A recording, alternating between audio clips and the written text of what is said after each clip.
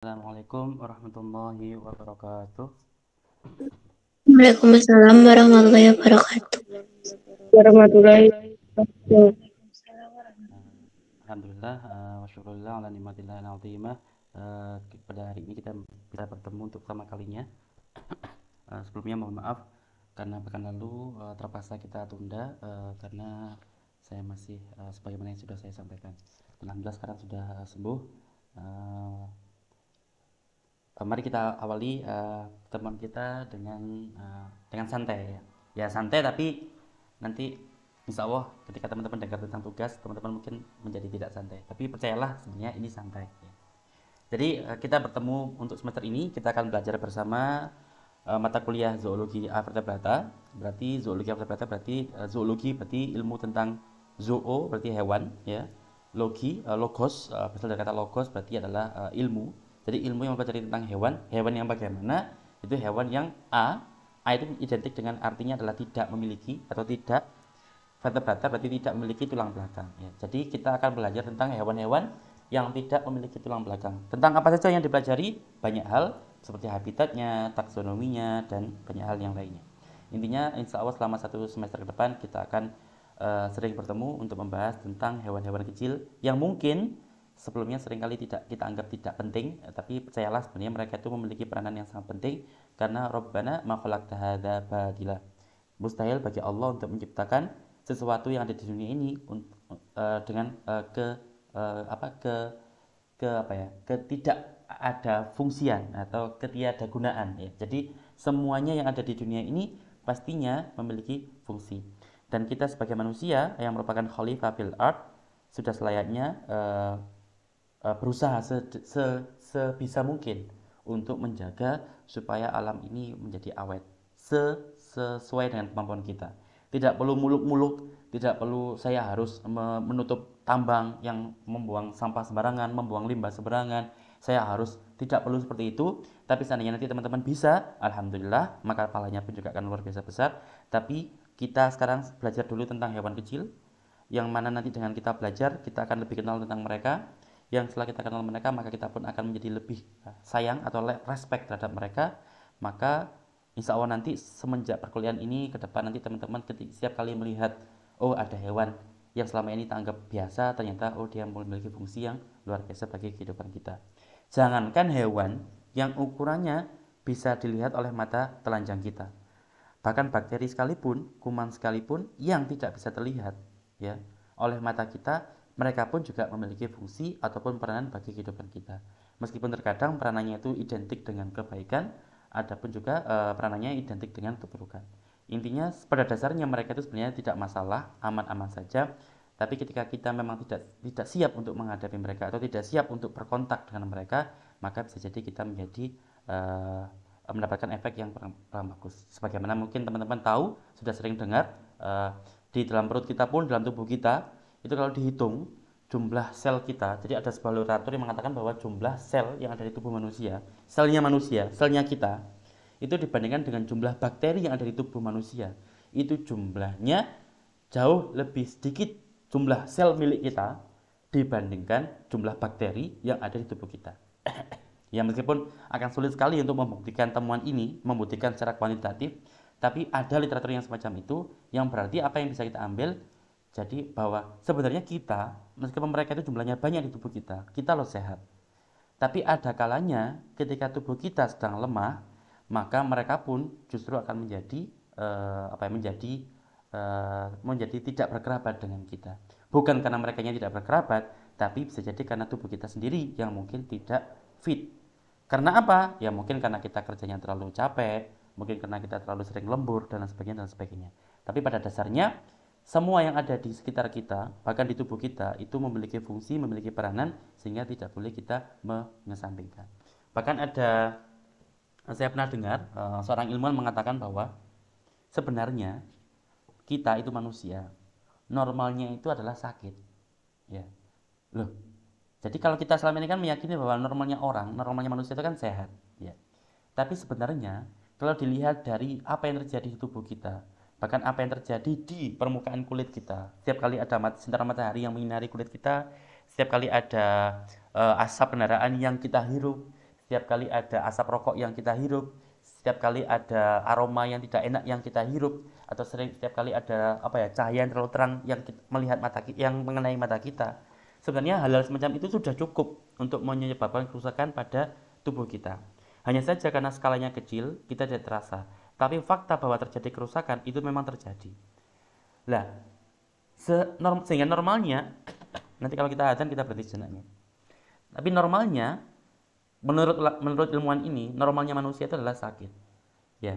Tapi beruntung karena Maha Besar Allah yang membuat kerusakan-kerusakan kecil itu tidak terasa bagi kita, yang di saat yang sama juga tubuh kita memperbaiki kerusakan itu sehingga efek dari kerusakan itu tidak terlalu terasa, maka tubuh kita pun kelihatannya sehat. Padahal sebenarnya proses perusakan, proses perbaikan itu terus terjadi di tubuh kita.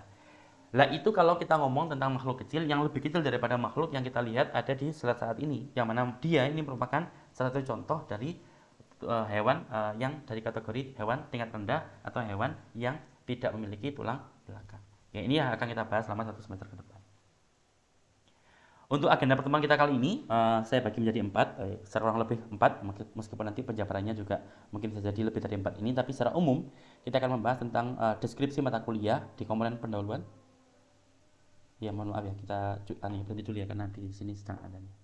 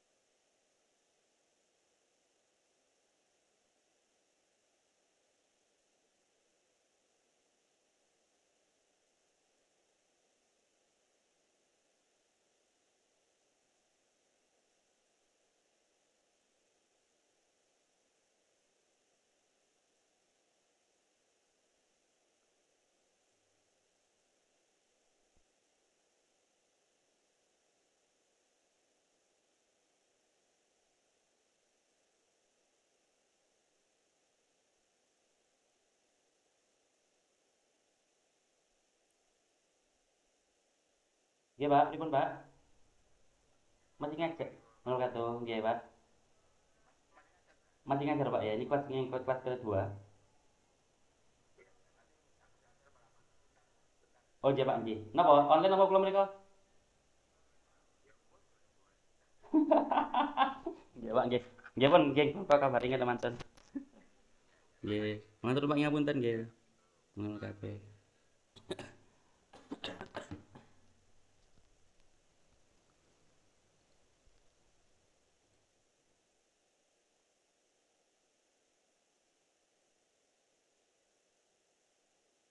Nah, baik, mari kita lanjutkan. Mohon maaf tadi pesan ada Pak Arif telepon. Ya, jadi untuk materi kita hari ini kita akan bagi menjadi 4 topik, yaitu yang pertama tentang pendahuluan. Terdengar nggih suara saya nggih? Kedengaran Nggak dulu. terdengar, Pak. Iya Pak, terdengar. Ya, baik. Yang pertama pendahuluan, kita akan sedikit mengulas tentang deskripsi mata kuliah. Jadi apa sedikit penjelasan tentang mata kuliah. Insya Allah meskipun tadi sudah saya jelaskan sedikit di awal pertemuan kita. Kemudian juga kita akan menyepakati atau kontrak perkuliahan meskipun dengan online ini pasti tidak ideal. Jadi insya Allah nanti pertemuan berikutnya ketika kita offline, yaitu pertemuan ketiga, kita akan bertemu secara offline di kelas. Cuman Mbak, ini Mas PJ ya, Mas apa Mas tadi Mas Muhammad ya. Mungkin Mas, kan kita pertemuan lagi berikutnya kan online itu kan, maaf, offline, itu kan kita rencanakan hari Jumat tanggal 8. Cuman karena jurusan kita atau program studi kita itu kan tanggal 7, yaitu hari Kamis pekan depan, dan hari Jumat pekan depan itu kan akan ada kedatangan asesor, akan ada tim akreditasi yang akan memantau, akan menilai program studi kita. Mohon doanya kita, semoga kita bisa mendapatkan nilai yang baik sehingga nanti ketika teman-teman nanti lulus, insya Allah akreditasi dari program studi kita sudah semakin baik ya. Jadi semoga kita bisa mendapatkan nilai yang unggul ya. Amin ya robbal alamin. Amin. Oleh karena itu kemungkinan kalau memang nanti saya diperlukan oleh oleh Bu Eni pekan depan, maka bisa jadi untuk pertemuan kita hari Jumat itu terpaksa harus kita ganti ya. Kita tunda lagi. Jadi mohon nanti dicarikan. Insya Allah saya pekan depannya lagi itu hari Senin saya kosong full 1 harian penuh. Hanya hari Senin saja. Jadi kalau teman-teman pas ada kosong hari Senin, mungkin nanti bisa kita geser ke hari Seninnya, karena Kamis tanggal 7 dan Jumat tanggal 8 itu sangat kecil peluang dosen biologi untuk bisa mengajar ya. Tapi mungkin nanti saya ada pengecualian, tapi jaga-jaga saja seandainya saya tidak bisa juga, mungkin nanti bisa dicarikan hari lain. Insya Allah hari Senin kalau ada yang kosong bisa kita selipkan.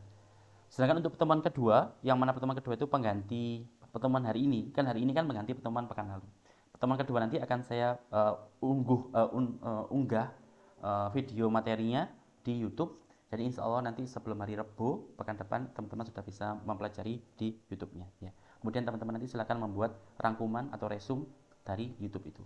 Baik, kita lanjut lagi. Nanti insya Allah teman-teman akan lebih paham dari apa yang saya masukkan tadi. Materi yang kedua yaitu terkait RPS. Maka RPS pasti membahas tentang jadwal perkuliahan yang kita sepakati bersama. Perkuliahan adalah setiap Jumat kecuali jika ada hal-hal yang sebagaimana yang saya sebutkan tadi, misalkan ada akreditasi jurusan. Karena memang semua dosen biologi sekarang sedang sibuk, jadi mohon dimaklumi bila mana terpaksa untuk sampai tanggal 8 nanti perkuliahan masih seringkali akan kita selenggarakan secara online. Kemudian juga terkait materi perkuliahan, apakah nanti memang perlu offline atau online atau hybrid, jadi nanti juga akan kita bahas. Tapi secara umum, jika tidak ada kendala apapun, kita akan kuliah secara offline atau bertemu di kelas. Kemudian nanti secara terkait penugasan, jadi teman-teman nanti secara umum akan ada 2 jenis tugas, yaitu tugas pertama tugas individu, yaitu membuat resume. Apa itu resume? Resume adalah rangkuman. Jadi apa-apa yang teman-teman dengar atau pelajari hari ini, materi kuliah hari ini, maka nanti silakan teman-teman membuat rangkuman, dan rangkumannya sebisa mungkin dalam bentuk paragraf. Jadi mohon ditulis dalam bentuk paragraf, tidak perlu panjang, 1 paragraf cukup. Saya tidak pernah meminta untuk panjang, tapi saya minta teman-teman menulis apa yang penting dengan bahasa sendiri.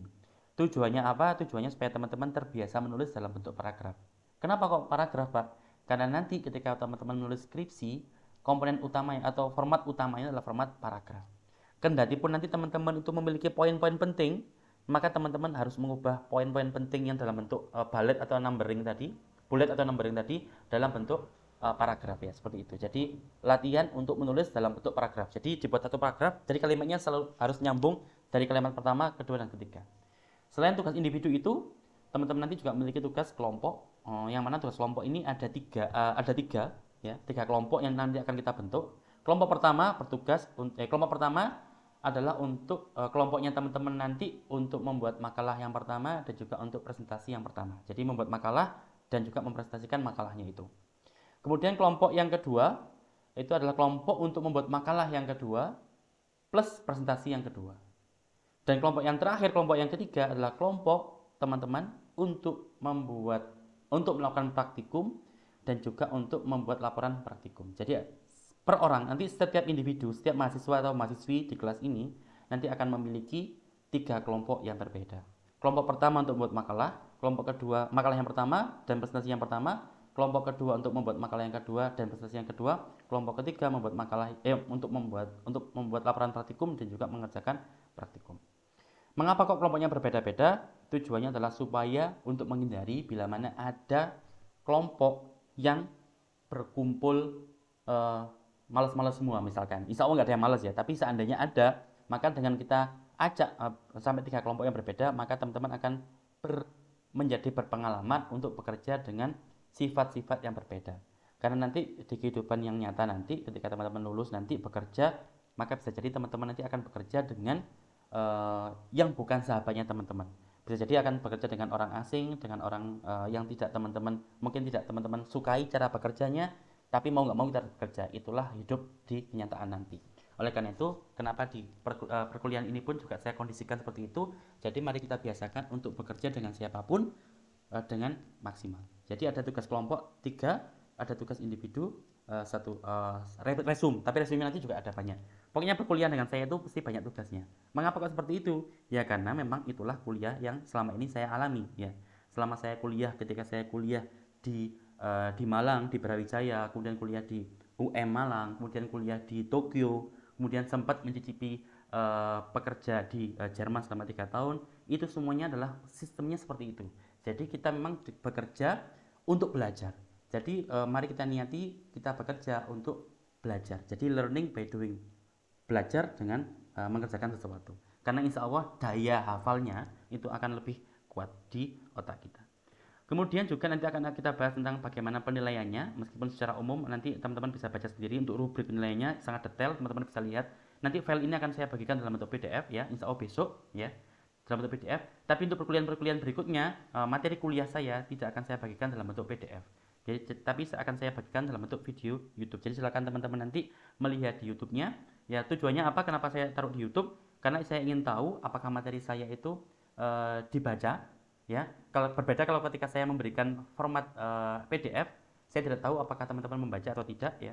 Tapi dengan di YouTube maka saya akan tahu apakah ada yang membaca atau tidak. Itu tujuan itu yang pertama. Yang kedua, saya bisa tahu di materi yang mana yang paling sering dibaca oleh audiens. Jadi saya nanti akan tahu di topik mana yang paling menarik bagi mahasiswa dilihat dari di detik atau di menit keberapa yang paling sering diakses oleh audiens. Jadi itu tujuan dari mengapa kok di YouTube. Dan juga yang terpenting supaya pihak lain pun bisa mengakses video tersebut. Jadi manfaatnya tidak terbatas pada kita yang ada di kelas. Itu nanti tujuannya. Jadi mohon diingat kembali bahwa materi kuliah yang saya sampaikan tidak akan saya bagikan dalam bentuk PDF maupun PPT, tapi akan saya berikan dalam bentuk video. Jadi teman-teman bisa mengakses di YouTube. Kemudian untuk sesi terakhir yaitu tanya jawab. Nanti kalau memang ada yang bingung silakan ditanyakan di akhir sesi ataupun di tengah-tengah. Jadi setiap kali ada kebingungan langsung saja tanya, langsung unmute karena saya tidak bisa melihat jenengan di layar saya. Jadi langsung unmute dan langsung sampaikan pertanyaannya. Insya Allah nanti akan kita jawab. Seandainya nanti waktu kita habis, maka nanti kita akan bikin pertanyaan secara online. Jadi silakan teman-teman tanya baik di grup WhatsApp maupun di chat pribadi dengan saya secara langsung. Karena ini pertemuan kita yang pertama, maka tidak afdol kalau kita nggak perkenalan terlebih dahulu ya. Maka sebagai dosen saya ingin sedikit menceritakan tentang background akademik saya yang mengantarkan saya sehingga saya bisa belajar bersama dengan teman-teman sekalian saat ini ya. Untuk S1 saya alhamdulillah belajar di jurusan biologi di Universitas Brawijaya Malang. Alhamdulillah saya tidak puas kuliah selama 4 tahun ya.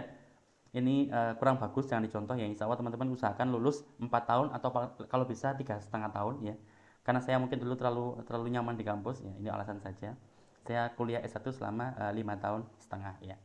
Dan alhamdulillah waktu itu saya mengerjakan skripsi tentang lingkungan, tentang konservasi. Jadi saya menggali nilai-nilai yang ada di sumber-sumber Islam. Jadi Al-Qur'an, Al-Hadis, kemudian juga kitab-kitab kuning, kitab-kitab salaf. Kemudian saya gali apakah ada di antara mereka semuanya itu yang mengandung ajakan-ajakan untuk melestarikan lingkungan ataupun untuk menjaga lingkungan ataupun untuk mencegah kerusakan lingkungan. Jadi alhamdulillah saya selesai dengan skripsi tersebut ya. Kemudian setelah itu saya lanjut S2. Saya lanjut S2 di Pascasarjana UM Malang. Jadi di saat S2 ini saya dapat beasiswa penuh dari Kemendikbud waktu itu dengan nama beasiswanya beasiswa unggulan. Saat ini masih ada. Jadi silakan teman-teman nanti yang tertarik untuk kuliah lanjut dengan beasiswa maka bisa sharing-sharing dengan saya. Intinya kalau teman-teman nanti ada cita-cita, saat ini ada kebayang, oh saya nanti bikin kuliah lanjut S2. Maka saran saya adalah kuliahlah setinggi mungkin, tapi jangan gunakan uang sendiri. Karena uang pemerintah itu banyak sekali yang memang mereka sediakan untuk kita-kita yang mau memanfaatkannya. Oleh karena itu kalau teman-teman nanti ingin kuliah S2, maka please jangan gunakan uang sendiri karena uang pemerintah banyak tersedia yang menunggu untuk kalian ambil, untuk kalian manfaatkan sebaik mungkin dengan kuliah setinggi mungkin untuk kemudian nanti akan mengabdi ke negara Indonesia. Ketika S1 saya juga mendapatkan beasiswa dari Kemendikbud juga. Waktu itu saya mendapatkan beasiswa PPA mulai mungkin semester 3 sampai semester 7. Jadi kemudian semester 8 alhamdulillah saya juga mendapatkan beasiswa penelitian dari lagi-lagi dari Dikti, waktu itu namanya Dikti. Di zaman itu alhamdulillah saya dapat 5 juta ya. Dan alhamdulillah sangat membantu proses kelangsungan perkuliahan saya. Karena saya kebetulan berasal dari keluarga yang kurang mampu, jadi lagi-lagi saya bisa kuliah karena support dari pemerintah Indonesia. Kemudian saya lanjut di S2 di Pascasarjana di Pendidikan Biologi UM Malang. Di sana saya mengembangkan buku ajar mata kuliah bioinformatika yang di sini alhamdulillah di UIN 1 belum ada mata kuliah ini. Saya berharap insya Allah semoga semester depan atau tahun depan sudah ada. Karena sedikit tahadusan bin ni'mah, kemarin adik tingkat kalian dari semester 1 yang bergabung dengan dari kelas ini ada tidak ya?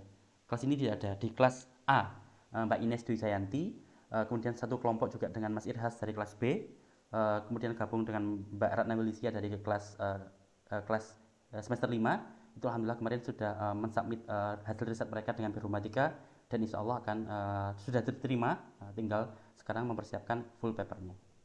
Jadi apa yang saya pelajari di sini alhamdulillah sudah berhasil saya tularkan ke mereka dan alhamdulillah mereka sekarang sudah mempersiapkan untuk konferensi internasional mereka yang pertama kalinya. Dan silakan nanti teman-teman yang tertarik bisa gabung dengan saya selama liburan semester depan insya Allah. Kemudian setelah itu saya lulus tahun 2015, saya lanjut dapat beasiswa lagi dari pemerintah Indonesia lagi, beasiswa LPDP namanya. Saya lanjut ke Tokyo untuk kuliah S2 yang kedua. Mengapa kok saya S2 yang kedua? Karena waktu itu saya saya ragu apakah nanti saya akan lanjut untuk menjadi dosen pendidikan biologi ataukah dosen biologi murni. Karena waktu itu masih galau dan alhamdulillah ada lowongan, ada peluang sehingga saya mencoba melamar dan karena melamar alhamdulillah saya mendapatkan peluang ya. Karena ini yang perlu teman-teman harus bisa ditiru. Yang saya tadi kuliah S1 lama jangan ditiru, tapi kalau saya berani mencoba itu silakan teman-teman bisa meniru. Karena kalau kita mencoba apa-apa yang kelihatannya nggak mungkin, tapi percayalah dengan mencoba kita punya peluang 50% keterima. 50% gagal, tapi kita punya 50% terima. Itulah yang saya yakini selama ini. Dan alhamdulillah dengan itu saya bisa berangkat lanjut studi lanjut di S2 di Tokyo, tepatnya di University of Tokyo, kampus tertua di Jepang ya, paling tua. Dan di sana saya bekerja dengan tikus. Dan alhamdulillah saya berhasil mengidentifikasi target dari senyawa kimia yang digunakan oleh sensei saya. Jadi sensei saya punya senyawa kimia, yang senyawa kimia itu bisa mengubah sel apapun yang ada di tubuh. Bukan sel apapun, sel punca atau teman-teman kalau pernah dengar stem cell. Jadi senyawa kimia yang dimiliki oleh sensei saya sejak 20 tahun yang lalu, sejak tahun 97, itu bisa mengubah sel punca itu menjadi sel tulang. Ya, jadi lama-lama akan membentuk tulang baru ya. Jadi dengan senyawa itu bisa membentuk tulang lebih cepat. Tapi selama 20 tahun saya tidak berhasil mengetahui cara kerjanya senyawa itu bagaimana. Kemudian saya datang dan saya menggunakan pengalaman saya dengan bioinformatika sehingga saya berhasil memprediksi kira-kira senyawa kimia ini di tubuh itu ngikat protein apa. Karena untuk senyawa kimia itu bisa berfungsi, dia harus mengikat protein target di dalam tubuh kita ataupun tubuh tikus. Dan alhamdulillah ketahuan ternyata senyawa kimia yang namanya senyawa TH ini itu mengikat protein yang namanya protein GSK3 kinase ya. Dan sekarang penelitian ini sedang dalam proses persiapan untuk publikasi ya. Kemudian saya pulang ke Indonesia selama 1 tahun dan langsung tahun 2015 saya berangkat lagi. Sejak 2019 bulan Juli saya berangkat ke Jerman di kota Bonn. Saya bekerja di rumah sakit di sana selama 3 tahun. Saya selama 3 tahun ini mendapatkan fellowship atau hampir sama dengan beasiswa penuh dari Uni Eropa. Jadi beda. Jadi ini adalah beasiswa saya yang saya terima dari pemerintah non Indonesia pertama selama 3 tahun. Jadi kalau nanti selama di sana saya bekerja untuk membantu profesor saya untuk meneliti tentang efek dari senyawa kimia yang baru juga.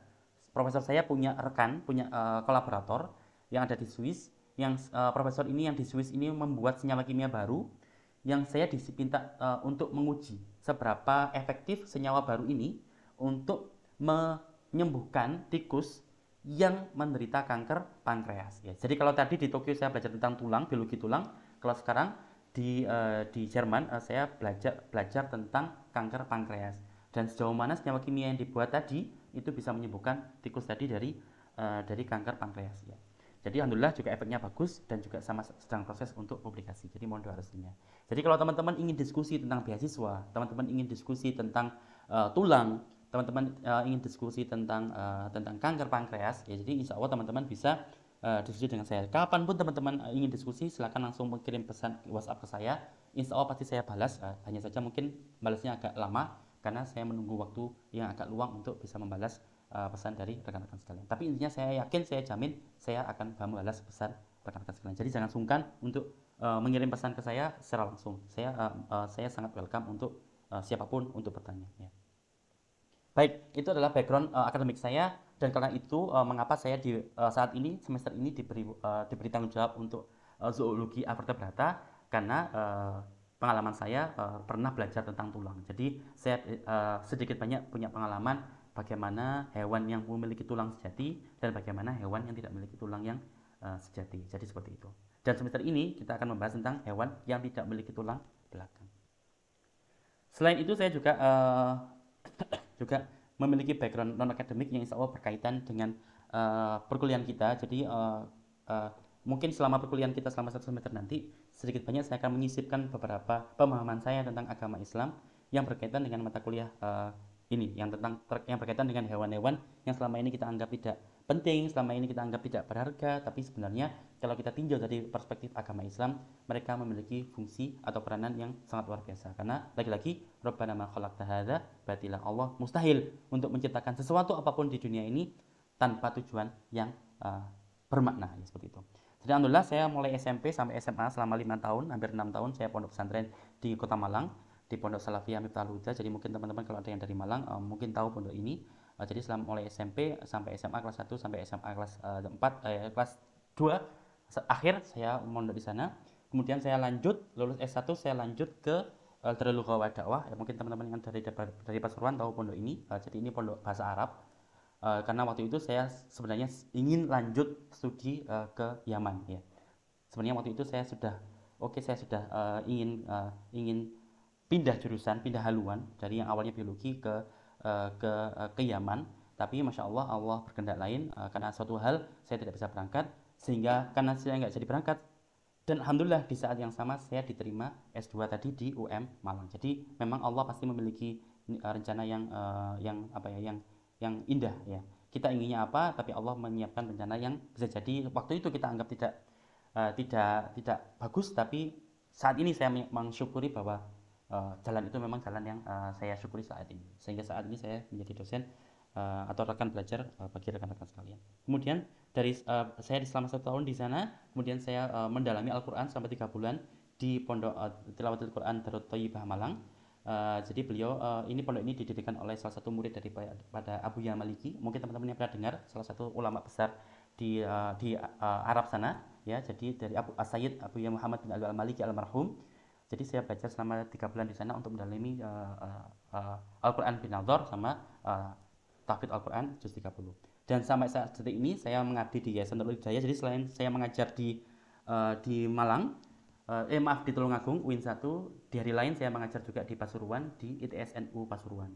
Saya juga mengajar di Yayasan Nurul Hidayah Mahmudiyah di Madrasah Diniyahnya, dan juga saat ini kami sedang mendirikan pondok tahfidz Al-Quran untuk putri. Jadi mohon doa restunya semoga pondok ini bisa jadi. Jadi inilah background saya. Jadi insya Allah dengan penerapan seperti ini teman-teman nanti akan bisa memahami pola saya menerangkan bagaimana, pola saya menjelaskan bagaimana. Jadi mengapa kok mungkin saya sisipi dengan beberapa sedikit tentang hadis dan sebagainya, ya karena memang kita di UIN maka harus seperti itu, dan plus juga karena background saya juga ada akademiknya, ada juga non akademiknya. Ya, kemudian kita masuk ke topik yang berikutnya. Selama perkuliahan saya termasuk tipikal dosen yang santai. Insya Allah saya santai, jadi saya sangat welcome, saya oke. Seandainya teman-teman nanti masuk ke kelas saya dengan menggunakan kaos oblong, menggunakan jaket, menggunakan apapun, saya tidak masalah. Yang saya tekankan adalah selama baju teman-teman itu menutupi aurat, maka itu tidak masalah bagi saya. Teman-teman menggunakan baju yang baju karnaval dan sebagainya, saya sama sekali tidak akan mempermasalahkan hal itu. Intinya aurat tertutup ya. Jadi mohon kalau untuk yang akhwat untuk tidak menggunakan baju-baju yang terlalu tipis ya. Jadi mohon untuk tidak saling menyelamatkan. Kemudian yang kedua, silakan kalau teman-teman seandainya ingin kuliah menggunakan sandal, misalkan sepatunya basah dan sebagainya, maka jangan khawatir, silakan, saya tidak akan mempermasalahkan jika kalian menggunakan sandal untuk ke kelas saya. Tapi mohon untuk ke dosen lain jangan melakukan hal yang sama, kecuali dosen itu mengizinkan hal yang sama seperti yang saya. Tapi intinya saya biasa dengan seperti itu, karena selama di luar negeri pun, selama di Jepang, selama di Jerman, kita biasa menggunakan baju-baju yang bebas, intinya sopan, jadi tidak masalah ya. Hanya saja untuk suara rame yang mungkin saya sedikit agak tegas nantinya ya. Jadi karena kalau teman-teman nanti berisik itu tidak saja mengganggu perkuliahan, tapi khawatirnya juga mengganggu tim presenter yang ketika presentasi, yang mereka sudah sangat capek mempersiapkan materi presentasinya, tapi karena mendengar ada yang berisik, sehingga kadang-kadang presenter itu akan merasa aku kok nggak didengarkan ya. Oh mungkin gara-gara aku nggak menarik presentasinya, sehingga kepercayaan dirinya itu menjadi turun, sehingga apa yang mereka persiapkan sudah sejak jauh-jauh hari menjadi eman-eman ya. Jadi mohon kita saling respect. Jadi kalau ada yang sedang presentasi, mohon untuk dijaga ya. Teman-teman boleh makan, misalkan makan snack, tapi mohon snacknya itu snack yang tidak bersuara, misalkan snack coklat, snack apalah, itu insya Allah saya nggak masalah. Tapi kalau snack yang seperti keripik-keripikan, mohon untuk dihindari ya. Itu kemudian usahakan teman-teman untuk hadir minimal 75% dari total tatap muka. Jadi kalau kita total punya 16 pertemuan, usahakan 13 pertemuan hadir ya. Seandainya nanti memang ada uzur syar'i yang memang sangat tidak bisa teman-teman hindari ya, insya Allah nanti silakan silakan sampaikan ke saya, pasti saya akan memiliki excuse sehingga teman-teman bisa bisa izin lebih dari 3 kali. Tapi seandainya tidak ada alasan yang syar'i, maka sayang sekali nanti teman-teman akan mendapatkan pengurangan nilai, karena kehadiran teman-teman nanti akan mendapatkan nilai 100 dari saya per hari. Per hari dapat 100. Jadi kalau teman-teman hadir 13 kali, maka teman-teman nanti akan hadir mendapatkan nilai 1300 total. Nanti akan dibagi 16. Seandainya teman-teman absen 3 kali.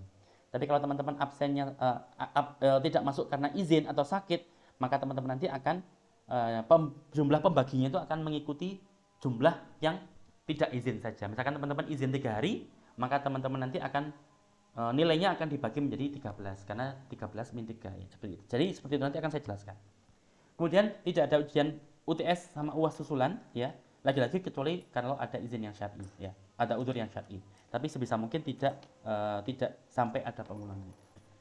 Tapi kayak seperti kemarin ada rekan-rekan kita, ada satu orang yang sakit, ya sakitnya itu sakit yang luar biasa, sehingga mau nggak mau memang harus melakukan susulan UTS sama UAS. Jadi alasan yang macam ini pasti saya izinkan ya, jangan khawatir, tapi saya berdoa semoga teman-teman tidak ada yang sakit atau tidak ada yang berhalangan ya.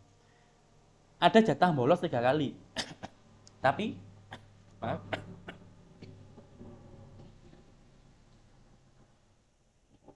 ada jatah 3 kali, tapi mohon jangan digunakan dengan mudah ya, karena kita nggak tahu apa yang akan terjadi di masa depan. Mungkin nanti teman-teman akan ada kegiatan di luar kampus sehingga nanti menuntut teman-teman untuk apa ya, untuk menggunakan jatah tadi, sehingga teman-teman akan melebihi 13. Intinya 13 kali ini adalah 13 kali yang bolos ya. Jadi kalau 3 kali bolos maka itu sudah maksimal. Tapi kalau teman-teman izin itu bisa lebih, atau teman-teman sakit bisa lebih. Tapi mohon jangan izin, mohon jangan sakit yang tidak penting. Ya, mohon maaf. Baik, setiap awal seperti yang saya sebutkan di sini, setiap perkuliahan kita akan awali dengan pembacaan tawasul. Akan saya awali dengan tawasul, kemudian kita membaca niat belajar dan mengajar bersama-sama. Kemudian nanti di akhir pertemuan kita juga akan membaca doa secara bersama-sama. Doanya adalah seperti ini. Ini doa di awal perkuliahan, ini doa di akhir perkuliahan. Oleh karena itu mari kita awali perkuliahan kita dengan membaca doa secara bersama-sama. Teman-teman tidak usah unmute, silakan teman-teman berdoa di tempat masing-masing supaya suaranya tidak saling bersaut-sautan. Bismillahirrahmanirrahim. Nastaghfirul jalsa mislama nahu abauna rajaluna waslafuna salihun anallahu yadkhulu niyatana fi niyatihim wa amalana fi amalihim wa akhlaqana fi alaqihim wa ulumana fi ulumihim wa maqasidna fi maqasidihim ala hadhihi niyyah wa ala kulli niyatin salihah min khairi dunya wal akhirah da'afiyatan likulli syarr jalibatan likulli khair lana wa liwalidina wa liauladina wa limasyayikhina wa liman habana fika wa liman asana ilayna wal muslimin wal muslimat ya rabbal alamin wa ila hadratin nabiyina Muhammad sallallahu alaihi wasallam bisirril Fatihah.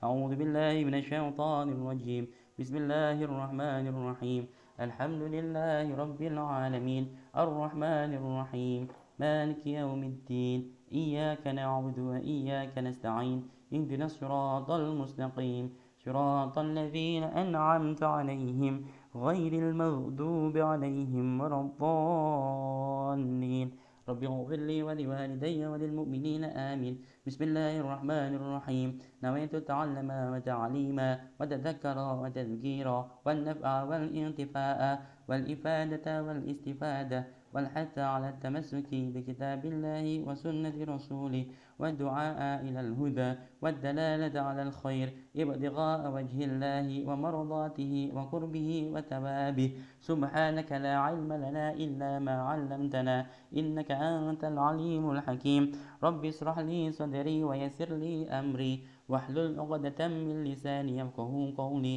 رضينا بالله ربا وبالإسلام دينا وبمحمد نبيا ورسولا ربي زدنا علما وارزقنا فهما آمين آمين يا رب العالمين يا مجيب السائلين يا سميع يا بصير آمين يا رب العالمين.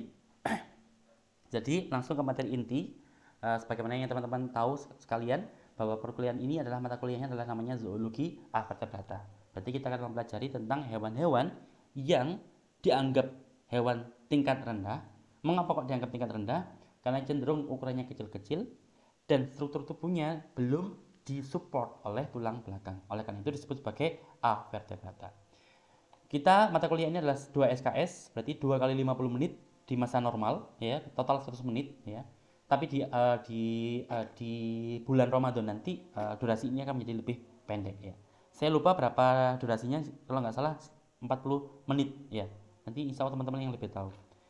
Dan mata kuliah ini merupakan mata kuliah yang membahas tentang ciri umum atau ciri khusus dan juga morfologi, anatomi, fisiologi, habitat dan juga klasifikasi, taksonomi dan peran hewan-hewan dari golongan avertebrata ya. Kita tahu bahwa morfologi merupakan tampilan luar dari makhluk hidup ya. Jadi kalau kita lihat warna oranye atau ini oranye atau merah ya, oranye kemerah-merahan, kemudian warna hitam, kemudian memiliki antena, kemudian memiliki kaki sejumlah ini, itu merupakan morfologi. Morfologi pasti memiliki fungsi, yang mana sebagian besar manusia tidak mengetahui fungsi daripada morfologi hewan ini. Bisa jadi morfologi ini itu mendukung fungsi dia, mungkin untuk penyerbukan, mungkin untuk menghindari musuh, atau bahkan mungkin untuk memangsa mangsanya. Manusia tidak tahu ya, banyak sekali ilmu Allah yang belum kita ketahui. Kemudian kalau kita masuk ke dalam tubuhnya, maka kita akan melihat sel-sel penyusun tubuhnya. Kita akan melihat organ-organ penyusun tubuhnya. Kita akan melihat jaringan-jaringan penyusun tubuhnya. Yang mana itu semuanya merupakan kajian di bidang anatomi ya. Jadi kalau kita ngomong tentang morfologi berarti kita membahas tentang tampilan luar dari makhluk hidup. Tapi kalau kita membahas tentang anatomi, maka berarti kita membahas tentang isi atau struktur daripada bagian internal dari makhluk hidup yang bersangkutan.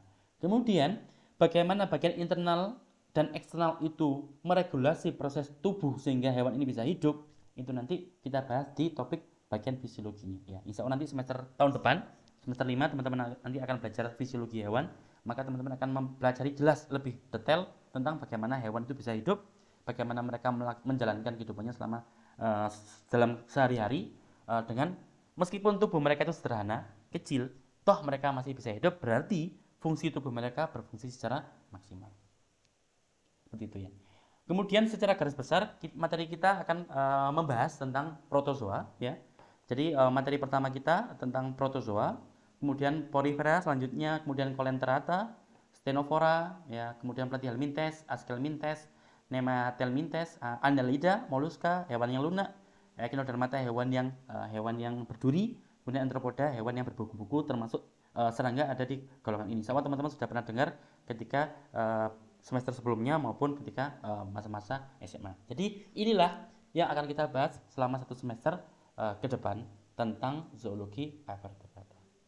Seperti ini, kupu-kupu merupakan contoh daripada insekta. Jadi teman-teman sudah bisa melihat kira-kira apa yang nanti akan kita pelajari selama satu semester. Bagaimana kupu-kupu ini bisa hidup, bagaimana kupu-kupu ini bisa terbang, dan lain sebagainya, dan lain sebagainya. Monggo nanti kalau ada pertanyaan silakan langsung di-unmute ya, langsung silakan saya diinterupsi. Kemudian kita masuk ke topik berikutnya, yaitu tentang RPS atau rencana pembelajaran semester. Insya Allah kita nanti akan ada 16 pertemuan total. Hari ini merupakan pertemuan yang pertama, yang seharusnya adalah pekan lalu, tapi ini adalah pengganti pekan lalu. Maka hari ini adalah kontrak perkuliahan. Jadi hari ini kita fokus tentang membahas tentang pendahuluan dan juga perkenalan dan juga kontrak perkuliahan. Pekan depan, yang mana insya Allah akan kita kuliahkan secara online. Tapi kalau teman-teman nanti bisa menemukan hari pengganti, maka insya Allah kita juga bisa sediakan kita bertemu offline. Jadi nanti saya diskusi lagi dengan Mas PC ya, Mas Muhammad. Tapi untuk jaga-jaga seandainya memang kita nggak ketemu karena pekan depan kan dosen biologi repot sekali ya, termasuk saya full Kamis Jumat insya Allah membantu dosen-dosen untuk akreditasi. Jadi kalau memang tidak bisa, maka target saya adalah hari Rabu akan saya buatkan video materi ini, dengan materi ini kemudian saya unggah di YouTube. Silakan teman-teman mempelajari itu, dan itu teman-teman mohon untuk membuat rangkuman dari materi itu. Teman-teman bisa lihat di sini, teman-teman ada tugas resum. Jadi resum itu selama satu semester nanti teman-teman memiliki tugas resum sebanyak 14 resum. Ya, jadi ini tugas individu. Maksudnya apa resum itu? Maksudnya adalah seperti yang saat ini teman-teman dengarkan. Kita sedang teman-teman mendengarkan apa yang saya jelaskan terkait bagaimana sih kita akan kuliah selama satu semester ke depan. Maka seandainya teman-teman mendapati hal yang penting atau mendapati hal-hal yang sekiranya layak untuk dicatat, maka mohon teman-teman catat, buat rangkuman dalam bentuk paragraf. Bisa 1 paragraf cukup, 2 paragraf cukup, 3 paragraf pun cukup. Tidak ada batasan berapa jumlah paragrafnya. Yang saya minta adalah dalam bentuk paragraf dan tidak plagiat ke rekan-rekan yang lain ya. Karena semester lalu ada kejadian, ada rekan yang sudah mengumpulkan, kemudian ada rekan lainnya yang belum mengumpulkan dan pinjam filenya. Ternyata dia tidak ngedit sama sekali, dia langsung kumpulkan file yang sama ke saya, dan saya mengetahui hal itu, dan akhirnya saya minta untuk membuat resum yang baru. Jadi mohon hal semacam itu jangan dilakukan, mohon dihindari. Jadi resum tidak ada batasan minimal maupun maksimal. Intinya adalah usahakan teman-teman membuat catatan yang layak untuk teman-teman baca sendiri. Dan resum nanti berarti jumlahnya ada 14 karena UTS sama UAS tidak ada resum. Berarti hari ini teman-teman sudah belajar bersama, kita diskusi sedikit tentang kontrak perkuliahan, maka nanti teman-teman sudah bisa membuat resum yang pertama ya, resum 01 atau resum yang ke-1. Total ada 14 resum. Kemudian nanti kita juga akan ada praktikum lapang. Ya, praktikum lapang, maka praktikum lapang berarti nanti teman-teman harus membuat laporan praktikum itu. Ya. Lagi-lagi ini berkelompok, jadi beda dengan resum. Resum tadi adalah tugas individu. Kalau laporan praktikum itu adalah tugas berkelompok. Kemudian selama perkuliahan nanti kita akan mengadakan 6 kali kuis dan juga 1 kali pretest dan posttest. Pretest dan posttest hanya akan terjadi ketika praktikum lapang. Jadi sebelum praktikum lapang akan ada pretest, ketika mengakhiri praktikum kita akan adakan posttest. Kuis ada 6 kali. Jadi kuis ke-1 materinya adalah materi kedua dan materi ketiga. Ya, atau materi pertama lah kalau kita anggap ini kontrak perkuliahan bukan materi perkuliahan. Jadi kuis pertama adalah materi pertama dan materi kedua, atau evolusi, protozoa, dan forever. Kuis kedua materinya adalah tentang Solenterata dan juga Platyhelminthes dan lain sebagainya. Ya, jadi ini selalu seperti itu. Kuis ketiga, ya, jadi kita melakukan kuis setiap 2 pertemuan sekali. Kuis ini pertanyaannya tidak banyak, hanya 10 pertanyaan. Karena mewakili 2 topik, ya, subtopik, maka satu topik akan ada 5 pertanyaan, topik berikutnya akan ada 5 pertanyaan, sehingga setiap kuis akan ada 10 pertanyaan. Jadi tidak perlu khawatir. Kalau teman-teman mendengarkan selama perkuliahan, memahami, kemudian membaca, belajar di rumah, insya Allah tidak akan ada masalah untuk kuisnya.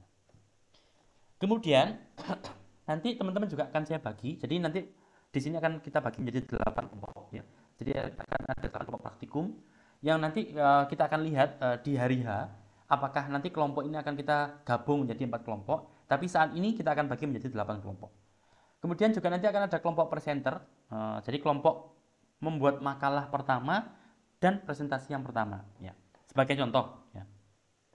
Untuk materi cacing yang pertama, yaitu materi cacing pipih dan kawan-kawannya ini, maka kelompok yang bertugas sebagai presenter adalah kelompok 1 dan kelompok kedua. Jadi kelompok 1 dulu presentasi, kemudian nanti diskusi, baru nanti kelompok kedua dan berikutnya diskusi. Jadi seperti itu. Atau nanti kita sepakati, misalkan kelompok 1 dulu presentasi, kemudian kelompok 2 presentasi, kemudian nanti baru sesi diskusi. Jadi mungkin bisa juga seperti itu. Ya.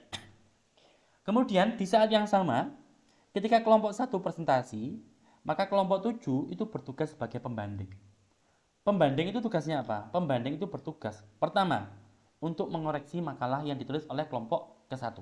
Ya. Jadi kelompok 7 mengoreksi makalah yang ditulis oleh kelompok ke-7 dan menilainya.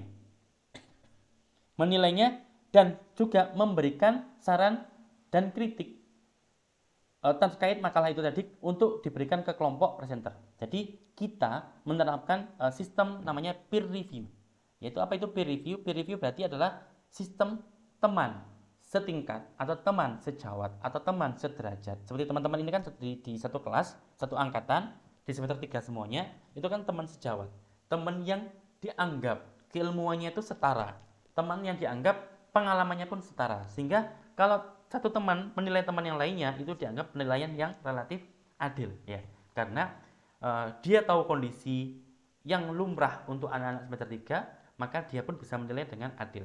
Tapi kita juga perlu menghilangkan bias. Kita nggak bisa menutup diri bahwa potensi bias itu ada. Oleh karena itu, nanti nilai itu tidak hanya berasal dari satu orang, tapi semua anggota tim pembanding harus memberikan saran, kritik, koreksi untuk tim presenter, plus memberikan nilai mereka terhadap tim presenter. Ya. Kemudian kelompok 2 presentasi, maka kelompok 8 bertugas sebagai pembanding. Ya.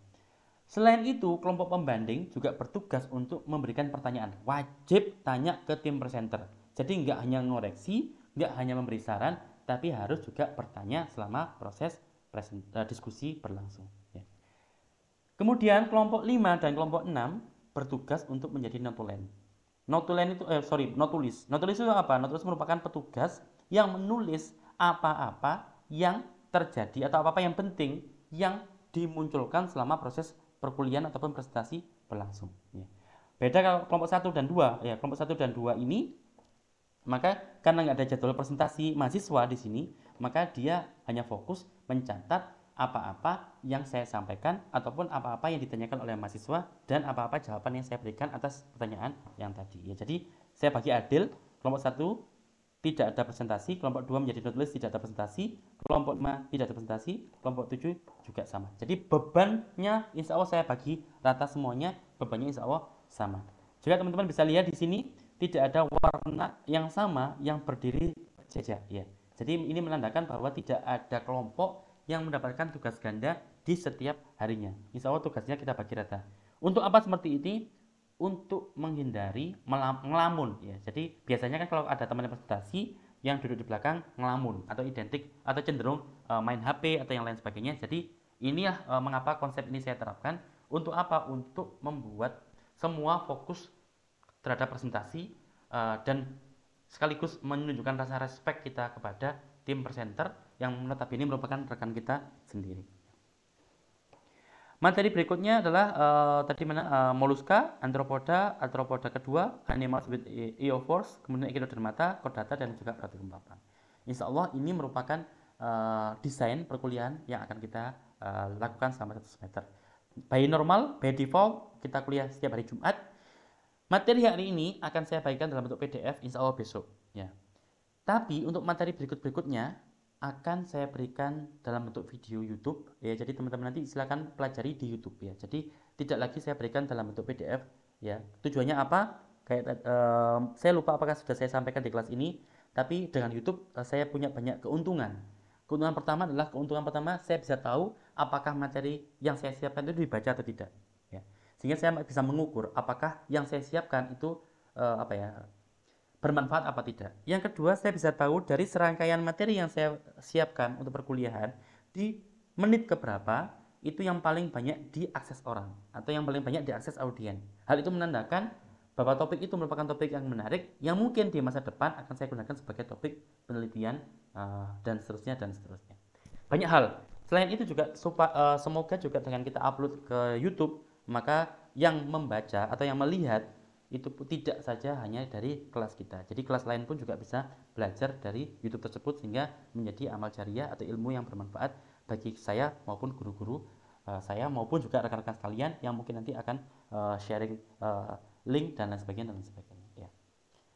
Kemudian ya ini adalah link untuk YouTube-nya. Jadi insya Allah akan semua saya sampaikan di sini. Apa itu Hamfaro? Hamfaro itu adalah moto saya ya. Moto saya yang merupakan singkatan dari hadza min fadli rabbi. Maksudnya apa?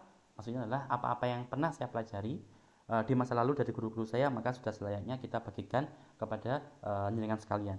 Pun nanti teman-teman ketika menjadi guru ataupun tidak, ilmu yang teman-teman pernah pelajari juga dituntut untuk disampaikan ke yang lain, karena itu merupakan tuntutan ilmu. Ilmu itu kalau kita pelajari dan kita amalkan itu menjadi pahala. Tapi kalau kita hanya belajar saja nggak kita amalkan, itu nanti akan menjadi menjadi hujah Allah untuk bisa jadi untuk mencari-cari kesalahan kita karena ilmu itu pasangannya adalah amal ya, gitu. Sampai di sini ada yang ditanyakan? Monggo kalau ada yang ditanyakan. Saya izin minum dulu ya. Monggo kalau ada yang minum. Izin bertanya Bapak. Monggo. Kan Mungkin terlalu dekat sama ya. Monggo. kan untuk kelompok yang presenter itu loh Bapak, kelompok 1 dan 2 itu kan materinya Planime Helmintes itu nanti sama semua apa dibagi apa gimana? Kurang Ya, paham. itu nanti kita sepakati. Kalau desain saya sebenarnya kan dibuat sama karena dengan asumsi bahwa dengan kita mendengarkan hal yang sama dari dua kelompok, topiknya sama, tapi saya yakin prestasinya akan berbeda ya. Tapi kalau nanti silakan disepakati oleh teman-teman presenter ya, karena saya bebaskan untuk kalian. Sebenarnya memang nanti kelompok 1 2 dibagi tugas itu juga saya izinkan. Jadi silakan disepakati oleh seluruh kelompok presenter ya. Jadi dari saya hanya meminta untuk 1 hari ada 2 presenter dan nanti ada 2 pembanding. Terkait pembagian topiknya silakan dibahas oleh jangan sekalian. Tapi kalau dari saya, mungkin kalau kita dengar hal yang sama 2 kali itu akan lebih mudah kita paham. Tapi juga ada potensi menjadi lebih mudah untuk bosan. Jadi silakanlah saya pasrah ke kalian semuanya. Silakan teman-teman diskusikan. Nanti saya tunggu kesimpulannya bagaimana ya. Mungkin seperti itu Mbak. Saya oke dua-duanya. 2 opsinya oke. Mungkin seperti Ya itu. Bapak, terima kasih. Ini tadi siapa yang bertanya ini? Nanti monggo untuk dicatat ya. Nanti ini sudah saya anggap sebagai nilai ya. Jadi bisa nanti yang tanya bisa ngirim ke saya pertanyaannya, nanti insya Allah saya catat namanya. Baik, yang lain monggo silakan bertanya kalau ada yang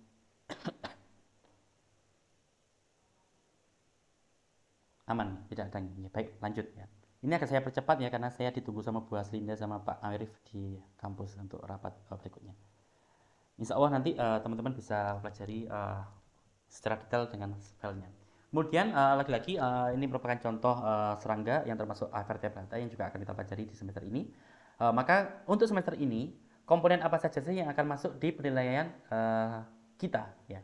Yang pertama secara umum ada 7 komponen, yang mana 7 komponen ini akan saling menguatkan ya. Di semester ini saya buat bobot untuk UTS sama UAS itu adalah tidak terlalu dominan. Mengapa kok tidak terlalu dominan? Karena pengalaman semester lalu ya, saya melihat ada banyak sekali mahasiswa-mahasiswi yang sangat rajin mengerjakan tugas, yang tidak pernah terlambat mengumpulkan tugas harian, tapi apesnya di UTS-nya itu kurang bagus ya.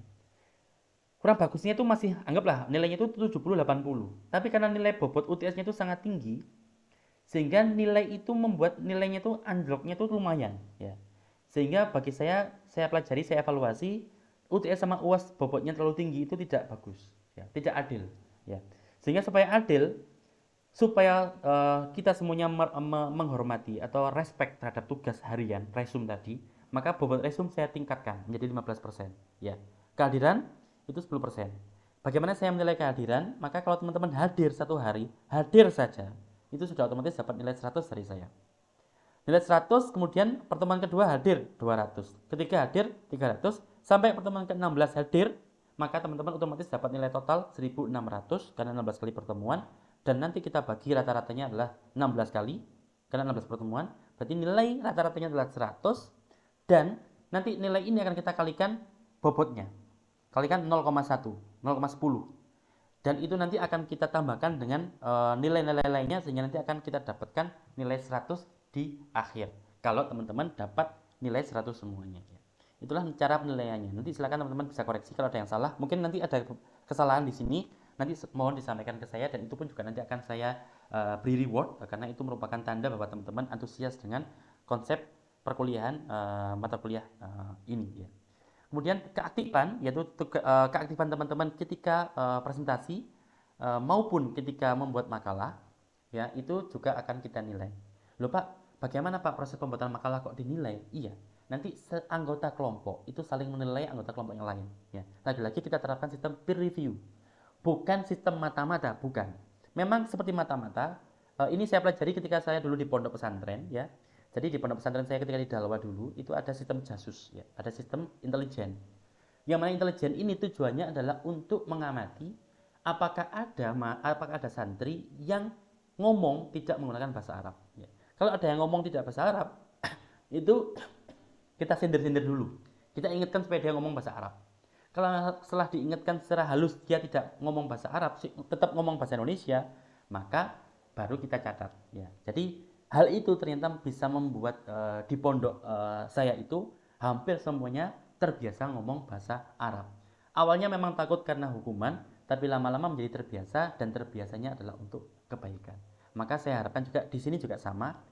Bila mana masih ada rekan-rekan sekalian, oknum yang masih biasa titip nama, maka mohon untuk sejak semester ini hal semacam itu untuk dihindari. Karena hal itu percayalah, setiap detail perkuliahan kita aktivitasnya akan ada nilainya ya, seperti itu. Jadi setiap anggota kelompok menilai anggota kelompok yang lainnya dalam satu kelompok yang sama. Kemudian nanti ketika ada presentasi, maka seluruh audiens akan memberikan nilai untuk presenternya ya, seperti itu ya. Kemudian nanti untuk pembanding, makalah dari presenter akan dinilai oleh pembanding. Jadi akan banyak nilai yang masuk ke saya, dan akan saya buat rata-rata dari itu semuanya untuk mendapatkan nilai akhir dari rekan-rekan sekalian. Ditambah saya pribadi juga memiliki nilai sendiri ya. Karena saya selalu setiap kali mengajar ke kelas, saya akan membawa buku besar, yang mana buku besar itu akan mencatat semua yang terjadi di kelas itu, terutama nama siapa yang bertanya, siapa yang menjawab, kemudian siapa yang aktif, dan lain sebagainya. Insya Allah sejak semester lalu metode itu saya anggap berhasil. Praktikum bobotnya juga 15% karena bobotnya sangat berat sekali. Kita kuliah mungkin nanti praktikum intinya mungkin cuma 1 jam 2 jam, tapi untuk analisis datanya itu biasanya butuh waktu yang lama. Jadi nanti teman-teman mungkin akan sering-sering datang ke lab ya. Kemudian juga perlu belajar diskusi untuk membuat makalah bersama-sama rekannya. Kemudian ya kuis, kita tadi akan ada 6 kuis, 1 pretest dan 1 post test, berarti ada ya 8, sehingga nanti nilai kuis ditambah nilai post test, nilai kuis pertama sampai nilai kuis ke-6 ditambah nilai pretest tambah nilai post test dibagi 8, kemudian dikalikan bobotnya 0,15, sehingga nanti total kita akan dapat nilai utuh ya. UTS UAS nilainya adalah bobotnya adalah 15%, 15% sama, dan jumlah soal UTS nanti untuk multiple choice-nya adalah 25 soal, jadi sedikit karena semester lalu saya nilai UAS soal UTS sama UAS itu adalah 100 jumlahnya. Soal UAS 100 multiple choice. Terlalu banyak sehingga saya evaluasi semester ini menjadi 25 soal multiple choice. Kemudian essay pendek, jawaban pendek, short answer itu adalah 10 soal, jadi yang ada di tanda kurung bawah ini. Kemudian untuk long essay itu adalah di 5 soal ya. Jadi seperti itu. Setelah ini saya usahakan nanti semua tugas itu akan sesegera mungkin saya kembalikan ke jenengan dengan nilai, dan setiap jenengan punya waktu 1 minggu untuk komplain. Jadi kalau teman-teman nanti ingin komplain, maka dalam waktu 1 minggu nanti akan saya ladeni. Lebih dari itu, maka saya sudah anggap teman-teman setuju dengan nilai yang saya berikan ke jenengan semuanya. Jadi mohon untuk diperhatikan. Monggo kalau ada yang ditanyakan, bisa ditanyakan terlebih dahulu.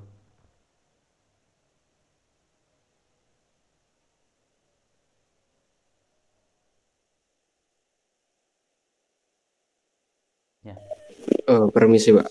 Assalamualaikum. Sebelumnya saya izin bertanya terkait resume itu tadi.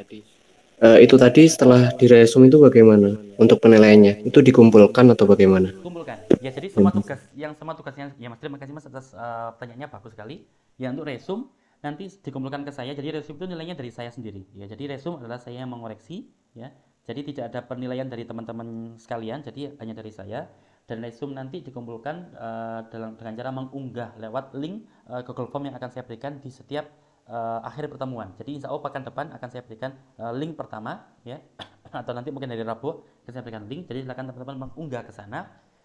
Mengapa kok saya gunakan sistem unggah dengan Google Form? Karena dengan itu saya bisa tahu jam berapa, tanggal berapa teman-teman mengunggah tugasnya. Kemudian yang kedua, nanti akan ada deadline pengumpulan. Nanti akan saya bahas di slide berikutnya. Maka nanti kalau melewati deadline itu, Google Form akan saya tutup dengan mudah ya. Jadi kalau ada yang mengumpulkan setelah itu, maka harus menghubungi saya pribadi atau dikirim langsung ke WhatsApp saya. Jadi nanti akan mengumpulkan secara terpisah. Jadi yang pasti juga nanti akan ada penilaian terpisah ya. Tapi usahakan teman-teman, karena saya tidak mensyaratkan berapa jumlah paragrafnya. Jadi intinya teman-teman usahakan tugas apapun kumpulkan. Meskipun sedikit apapun, mungkin seburuk apapun, kumpulkan saja. Yang penting kumpulkan, ada nilainya. Kalau nggak dikumpulkan, nggak ada nilainya. Jangan tunda-tunda. Oh Pak, saya mau bikin tugas yang maksimal, yang bagus sekali. Resume pertama saya bikin yang sempurna, sehingga saya kumpulkan nanti minggu ke-7. Jangan. Itu percuma, nilainya akan saya anggap nilai buruk. Karena saya menghormati tepat waktu. Oleh karena itu, kumpulkan di tepat waktu. Intinya nggak usah terlalu perfeksionis. Kumpulkan di saat yang memang kita sepakati untuk mengumpulkan. Detailnya nanti akan saya tunjukkan di belakang Mas untuk resume, karena nanti akan ada pembahasan jelas tentang setiap tugas-tugasnya. Ya. Mungkin itu Mas, untuk kejelasannya nanti akan kita bahas di slide berikutnya. Untuk format, nah ini ada format dan deadline untuk resume. Jadi langsung menjawab pertanyaan dari Mas tadi. Jadi untuk deadline resume normalnya karena pertemuan ke-1 dan ke-2 nggak normal ya, maka deadline-nya pun akan kita berikan kelonggaran ya. Jadi untuk resume pertama dan kedua, deadline pengumpulannya adalah tanggal 11 September ya, hari Senin. Jadi masih agak lama. Jadi jangan sampai terlambat ya. Tapi kalau mengumpulkan sebelum itu boleh. Tapi normalnya pengumpulan resume itu adalah H-1 sebelum perkuliahan berikutnya. Jadi kalau teman-teman membuat resume untuk perkuliahan hari ini, maka deadline normalnya adalah hari Kamis pekan depan atau 1 hari sebelum hari Jumat. Jam berapa? Paling lambat adalah jam 11.59 atau menjelang jam 12 siang. Bagaimana caranya? Diunggah melalui link yang akan saya berikan, share di WA Group. Jadi formatnya apa? Formatnya adalah format Microsoft Word, satu file saja, satu format saja. Kemudian fontnya Font Times New Roman, kemudian fontnya 12, spasi 1,5, dan mohon disertakan foto formal. Karena saya masih belum mengenal dengan semuanya, jadi mohon untuk disertakan foto yang formal. Jangan foto yang aneh-aneh, foto formal saja, karena memang tujuannya saya supaya saya lebih mudah mengingat jenengan di kelas ya. Karena kan normalnya pertemuan pertama ini kan harus di offline, harus kita tatap muka sambil berkenalan. Tapi karena kondisi sehingga kita nggak bisa melakukan hal itu. Sehingga nanti untuk resume mohon untuk ditampilkan foto teman-teman yang foto formal saja. Teman-teman mungkin foto ijazah atau foto apa gitu. Jadi yang membuat saya bisa kenal dengan semuanya. Kemudian penamaan file mohon untuk diperhatikan, jangan sampai salah. Karena kalau salah itu seringkali menyulitkan kita pihak dosen ya. Meskipun saya ada asisten, tapi percayalah lumayan berat karena kita harus mengoreksi banyak sekali jumlah tugas yang masuk per minggunya. Jadi kita sama-sama saling membantu ya. Jadi namanya adalah resume, kemudian resume ke berapa? Jadi kalau misalkan ke-1 ya berarti 01, kedua ya 02, ketiga 03, kalau yang 10 ya 10. Kemudian underscore, topiknya apa, misalkan topiknya adalah sistem integumen, maka seperti ini contohnya, resume ke-1 01 underscore sistem integumen underscore fulan underscore nimnya dengan. Seperti itu. Setelah semua ini formatnya sudah teman-teman siapkan, kemudian silakan teman-teman upload di link yang akan saya berikan pekan depan. Ya, jadi seperti itu. Ingat, formatnya dalam Microsoft Word tidak perlu banyak-banyak nulisnya, cukup satu paragraf cukup. Yang penting layak untuk teman-teman baca sebagai catatan perkuliahan. Ya, seperti itu. Itu untuk resume. Sekarang yang kedua, kita bahas tentang tugas kelompok, yaitu tentang makalah. Makalah kemudian nanti akan kita presentasikan, berarti teman-teman perlu membuat PowerPoint. Kemudian nanti juga akan dinilai oleh pembanding, juga akan dinilai oleh saya, dinilai oleh audiens, dan juga akan dicatat oleh notulen. Jadi ini format kegiatan kita dalam satu hari itu. Jadi semua bekerja, semua mengamati, semua melihat presentasinya bagaimana. Jadi semua menghormati presenter, semua menilai presenter. Kelompok presenter ada tugasnya seperti ini. Nanti kuliahnya per kelompok adalah 40 menit, ya. Berarti total untuk presentasi dan diskusi adalah 80 menit. Kita satu pertemuan ada 100 menit. Jadi mohon untuk datang tepat waktu.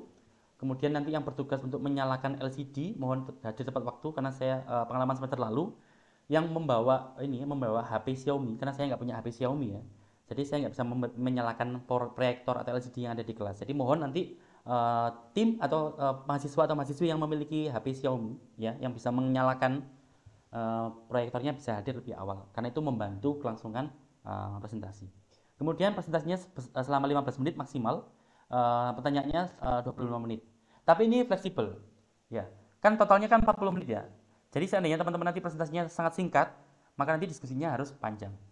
Atau sebaliknya, presentasinya panjang, maka diskusinya pun terpaksa harus hanya singkat saja ya. Jadi itu nanti mohon untuk dikondisikan ya. Tapi jangan disiasati, oh baik, karena saya nggak mau dapat pertanyaan banyak, mending saya panjang-panjangkan saja presentasinya. Itu jangan ya, karena itu nanti akan mengurangi nilai teman-teman juga. Karena presentasi terlalu panjang berarti teman-teman tidak bisa membuat PowerPoint. Ingat, kita presentasi dengan PowerPoint, bukan power sentence ya. Jadi mohon untuk dipahami. Kemudian kita masuk ke kelompok pembanding. Seperti yang tadi saya sebutkan, ketika kelompok satu presentasi, maka akan ada satu kelompok lain yang bertugas sebagai pembanding, yang tugasnya adalah mengoreksi makalah. Berarti sebelum presentasi dimulai, sudah membaca makalahnya, kemudian memberikan saran-saran apa saja yang perlu diperbaiki di makalah itu. Kemudian nanti H+1 setelah presentasi, daftar koreksian tadi akan diberikan ke presenter. Terserah, ini H+1 ini maksudnya bebas. Maksudnya kalau misalkan besoknya ketemu sama presenter ya silakan diberikan, atau kalau nggak ketemu ya bisa dikirim dalam bentuk file. Tujuannya apa? Tujuannya supaya tim presenter itu bisa mengetahui di mana kekurangan makalahnya. Selain itu, tim pembanding atau kelompok pembanding juga memberikan nilai makalah itu kepada saya untuk saya arsip, untuk saya data ya, untuk saya rekap ya. Kemudian nanti untuk saya tambahkan dengan nilai saya, kemudian nanti akan saya buat rata-rata. Selain itu, kelompok pembanding adalah wajib untuk bertanya ketika sesi diskusi. Hukumnya wajib. Semua anggota kelompok pembanding wajib untuk bertanya kepada kelompok yang dia bandingkan, dia bandingi atau dia koreksi. Ya. Jadi kalau misalkan kelompok ke-1 pembandingnya adalah kelompok 7, maka anggota kelompok 7 semua anggotanya harus bertanya kepada kelompok 1. Ya. Dan semua pertanyaannya dicatat oleh notulis dan dibuat notulen yang baik. Untuk kemudian notulen ini nanti akan dibagi ke semua kelas untuk bahan membuat resume. Jadi kita saling membantu antara satu sama lain. Kemudian juga ya, sebagaimana mahasiswa-mahasiswi lain non presenter ya. Jadi kan audien itu kan terdiri dari pembanding dan non pembanding ya. Semua itu nanti akan menilai presenter. Itu tugasnya. Ya, jadi semuanya akan menilai presenternya. Itu. Jadi itu kelompok pembanding. Kita masuk ke notulis sama notulen. Notulis itu orangnya, berarti orang yang mencatat perkuliahan, ya, poin-poinnya dicatat, ya, dicatat. Kemudian nanti akan kita bagikan ke semua kelas, sehingga semua kelas bisa melihat, kemudian menulis dengan bahasanya sendiri untuk membuat resume. Jadi kurang baik apa? Sudah dibantu temannya untuk membuat catatan. Kalau masih ada yang tidak mengumpulkan resume, itu luar biasa, eman-eman. Lagi-lagi karena yang penting itu proses nulisnya, bukan nilainya. Insya Allah nilai saya aman. Semester lalu tidak ada yang dapat nilai B- ya.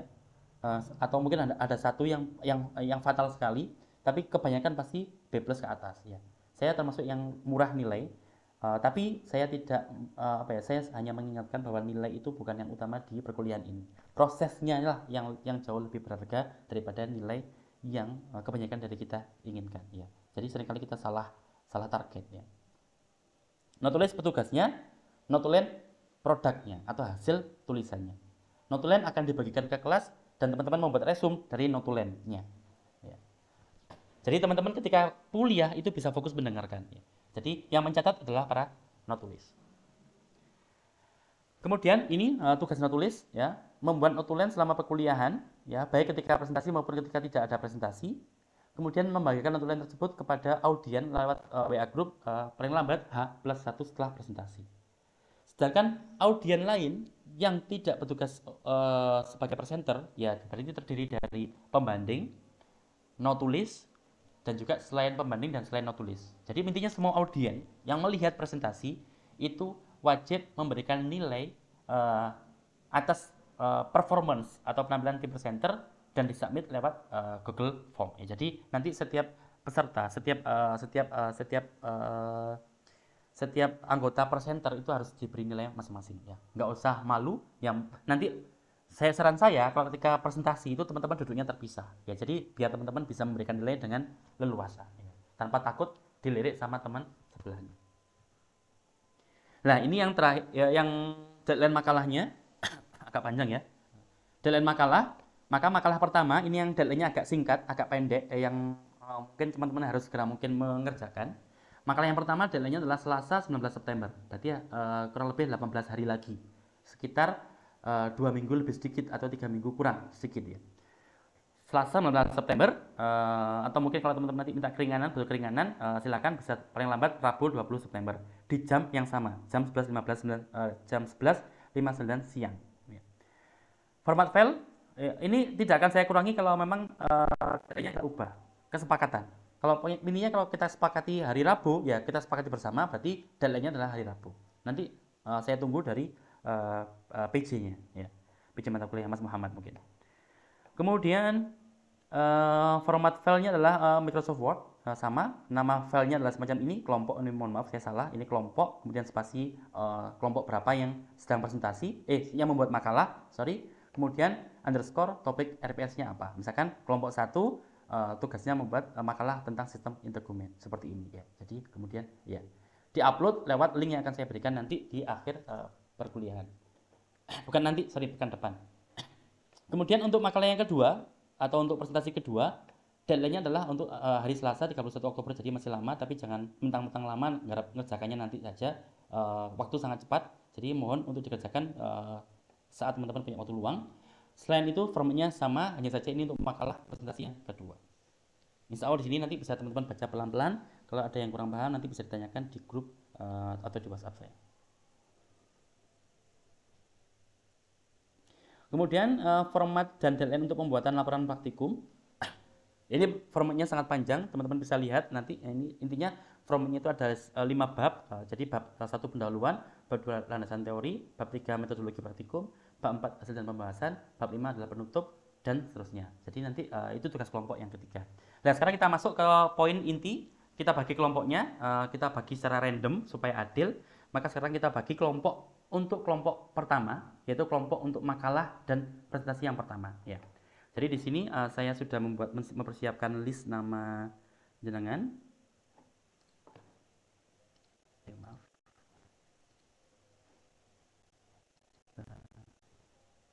Ya, ini betul kelas C ya, Mbak Alfi Hidayah dan kawan-kawan.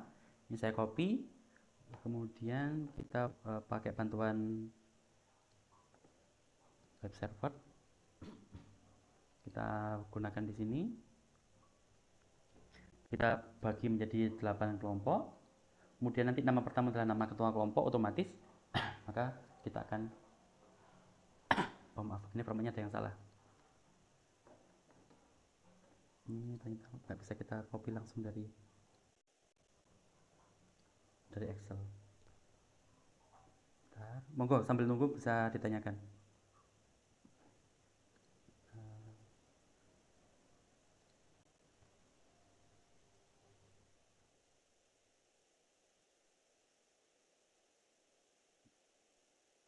tinggal di sini. Kemudian kita pilih 8 kelompok. Kemudian nama pertama adalah ketua kelompok. Kenapa ya? Tadi berjalan lancar. Ini terlihat di layar jenengan nggih. Saya gunakan ini supaya adil. Jadi tidak ada unsur bias, tidak ada pengelompokan yang saya atur. Jadi insya Allah semuanya random based on aplikasi ini. Ya, ini adalah kelompok pertama ya. Ini kelompok pertama. Kelompok pertamanya insya Allah ini sudah adil ya, sudah random. Jadi saya screenshot dulu nanti biar bisa teman-teman lihat. Ini kelompok yang pertama. Kemudian kita masuk ke kelompok yang kedua, tapi sebelum itu kita copy dalam format lain dulu karena tadi screenshotnya tidak maksimal. Kita copy dalam nah, kita masuk ke folder download.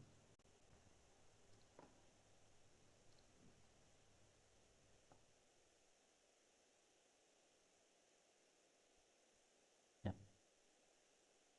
Ini kelas C ya. Video 3C, kemudian kelompok ke-1, makalah dan presentasi 1.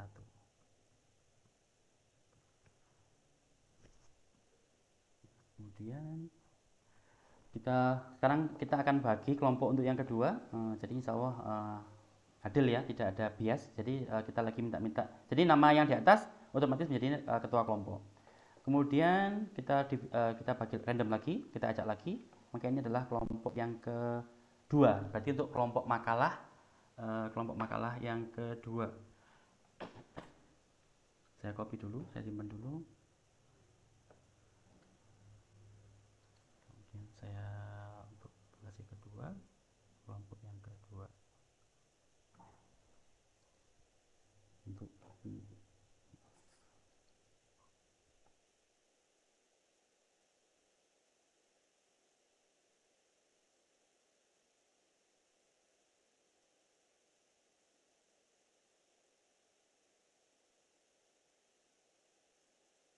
sambil menunggu bisa ada yang ditanyakan, bisa ditanyakan. Saya akan membuat arsip nanti. Ini kelompok yang kedua. Sekarang yang terakhir kita ke kelompok ketiga. Kelompok yang ketiga. Ini tinggal kita randomkan lagi. Maka ini adalah kelompok praktikum. Ya, kelompok praktikumnya adalah ini.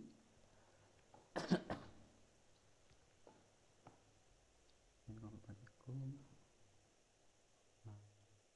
Video 3C, kemudian kelompok ketiga, praktikum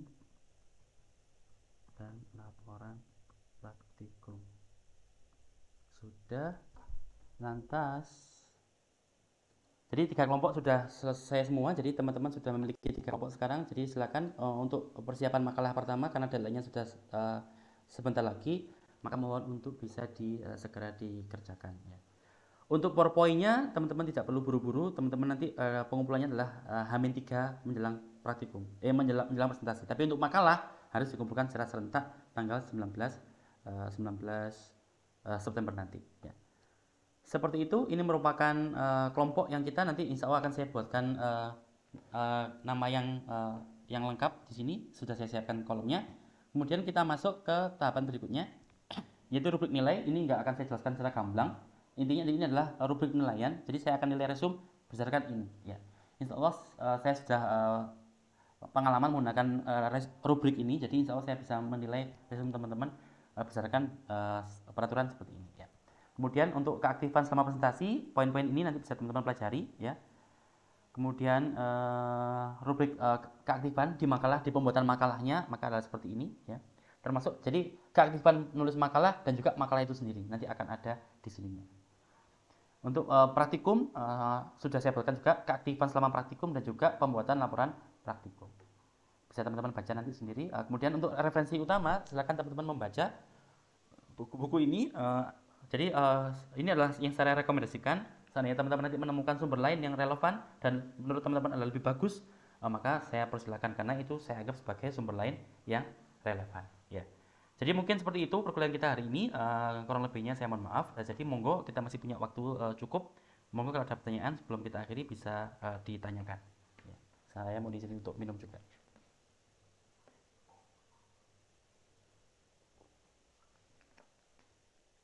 Monggo, apakah ada pertanyaan?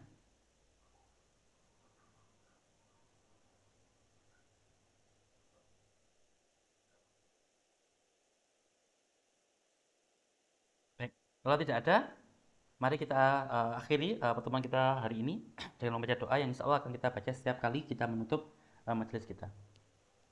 Bismillahirrahmanirrahim. Ya Rabbana a'tarafna bi annana qatarafna wa annana asrafna ala ladha ashrafna fatub alayna tawbah tawsilu kulla hawbah واستر لنا الأورات وآمن الروعات واغفر لوالدينا ربي ومولودينا والأهل والإخوان وسائر الخلان وكل ذي محبة أو جيرة أو صحبة والمسلمين أجمع آمين رب فاسمع فضلا وجودا منا لا باكتساب منا بالمصطفى الرسول نهضى بكل صول صلى وسلم ربي عليه عد الحب وآله وصحبه عداد عرش الصحب والحمد للإله في البدء والتناهي والحمد للإله في البدء والتناهي سبحانك اللهم وبحمدك أشهد أن لا إله إلا أنت أستغفرك وأتوب إليك والسلام عليكم ورحمة الله وبركاته.